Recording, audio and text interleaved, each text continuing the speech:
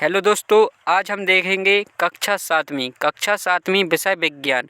इसमें learning outcomes S601 इसमें हमें हल करेंगे। क्या है पुष्प है। अवधारणा का हम संक्षिप्त परिचय देखेंगे।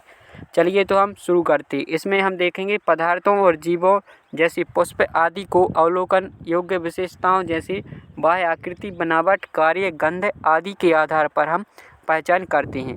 चलिए तो शुरू करते हैं। जो अवधारणा का संक्षिप्त परिचय है उसको हम देखते हैं। पुष्प क्या है? पौधों की रंग बिरंगे भाग को हम क्या कहते हैं? पुष्प कहते हैं। पौधों की रंग बिरंगे भाग को पुष्प कहते हैं।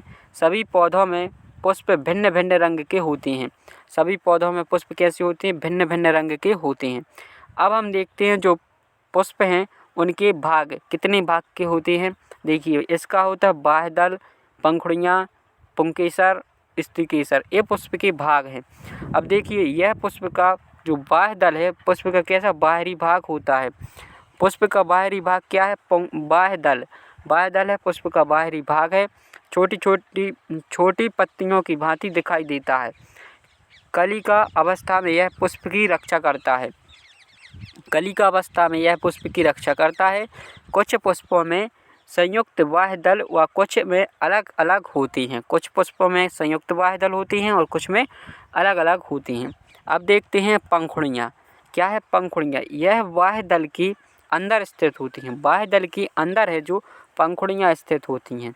यह पुष्प का सबसे बड़ा आकर्षक व रंगीन भाग होता है। यह पुष्प का सबसे बड़ा आकर्षक व रंगीन भाग होता है।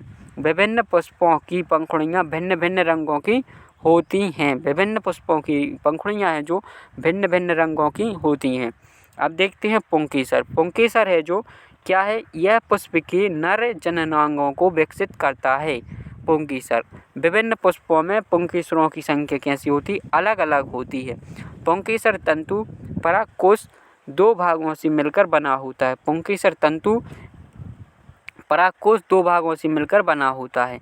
अब देखिए, स्त्रीकेसर है जो स्त्रीकेसर है पुष्प के केंद्र में स्थित भाग को क्या कहते हैं? स्त्रीकेसर कहते हैं। जो पुष्प के केंद्र में स्थित भाग है उसको क्या कहते हैं? स्त्रीकेसर कहते हैं। यह है पुष्प का मादा जननांग है। स्त्रीकेसर है जो पुष्प का क्या है? मादा जननांग है। पुंकेसर को हटाने के बाद इसे पूरी तरह से देखा जा सकता है।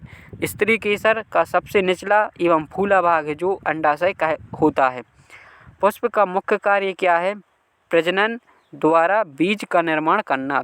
पुष्प का क्या काम है? प्रजनन द्वारा बीज का क्या करना? निर्माण करना।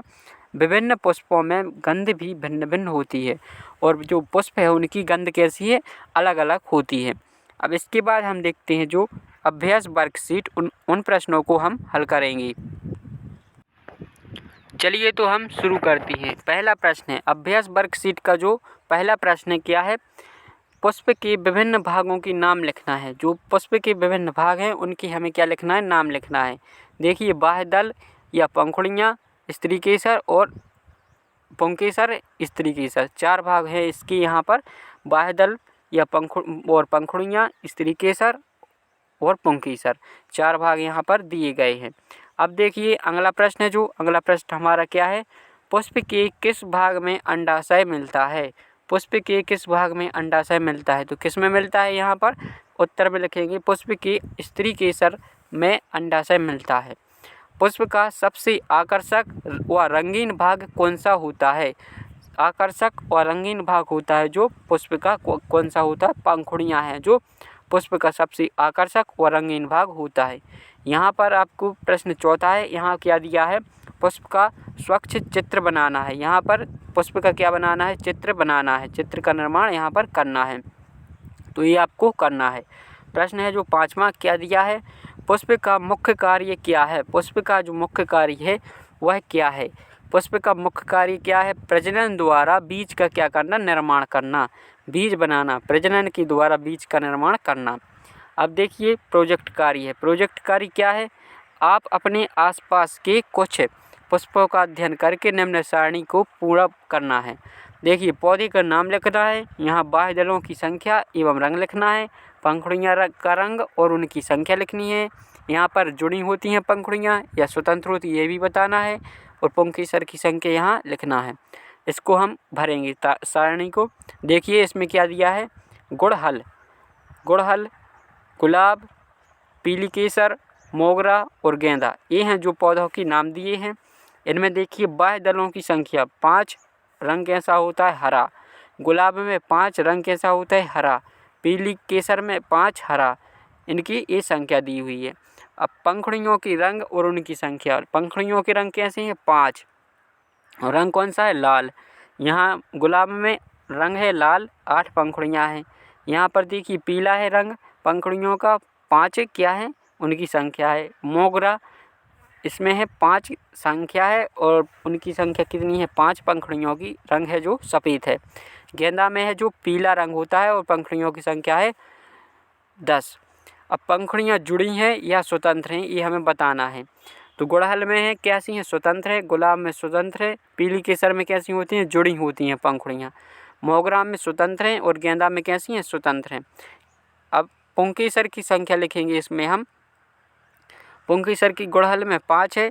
यहाँ पीली केसर में क्या लिखेंगे, पीली केसर में है जो 5 है। इस तरीके से हम इनको लिख सकते हैं। अब आगे के जो प्रश्न है, आगे के जो प्रश्न क्या है, स्व आकलन, इसको हम हल करेंगे। स्व आकलन प्रश्न है। देखिए तो पहला प्रश्न है, रिक्त स्थानों की पूर्ति कीजिए।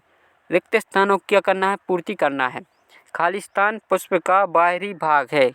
पुष्प का जो बाहरी भाग क्या है वो हमें लिखना है। बाह्य दल है जो पुष्प का बाहरी भाग होता है। अब देखिए अगला है जो विभिन्न पुष्पों में पुंकेसरों की संख्या कैसी होती है, अलग अलग होती है।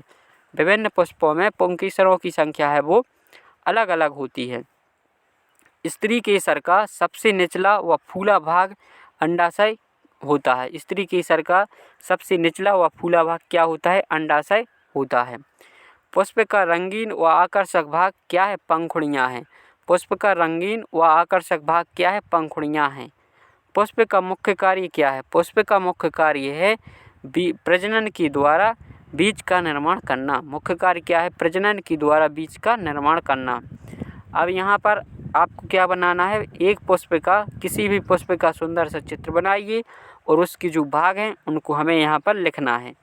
प्रश्न तीसरा है, ऐसे 2 पुष्पों के नाम लिखिए जिनमें से प्रत्येक में संयुक्त और अलग अलग बाह्य दल हों। हम यहाँ लिखेंगे गुड़हल और गुलाब। क्या सभी पुष्पों की गंध कैसी होती है, समान होती है। क्या सभी पुष्पों की गंध एक जैसी होती है। उत्तर में लिखेंगे नहीं। क्यों, क्योंकि सभी पुष्पों की गंध है जो अलग अलग होती है। कैसी होती है, अलग अलग होती है। इसके बाद हम अगले वीडियो में अगली एक्टिविटी को हल करेंगे। यदि आपको वीडियो अच्छा लगा हो तो चैनल को सब्सक्राइब ज़रूर करें और अपने दोस्तों तक शेयर भी करें।